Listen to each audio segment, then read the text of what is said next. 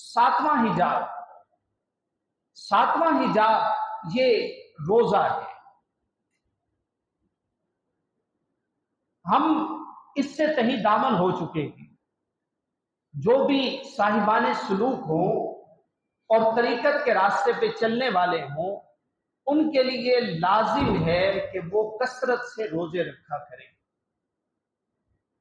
یہ ایسا کشف حجاب ہے کہ جو اللہ کی معرفت کے دروازے کھول دیتا ہے۔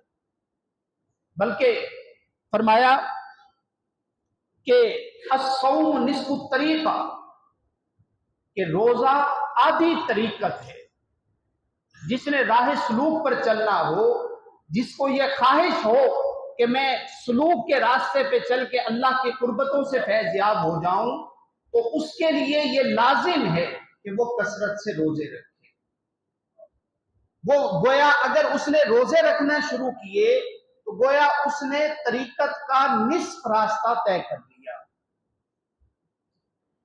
ہم نے اپنے تئیں سفر کا آغاز کیا، لیکن جو مشائخ کے بتائے ہوئے طریق ہیں ان کے اوپر نہ چلے۔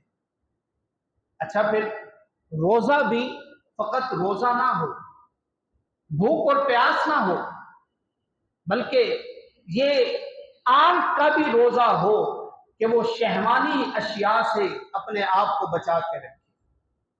زبان کا بھی روزہ ہو کہ وہ اپنی زبان کو لغویات سے بچا کے رکھے۔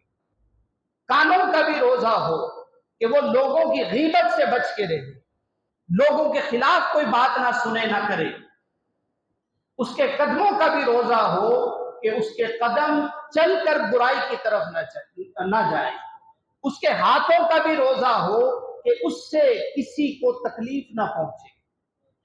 یہ طریقت ہے جو کشف المحجوب میں سیدنا علی حجویری قدس سرہ العزیز نے فرمایا۔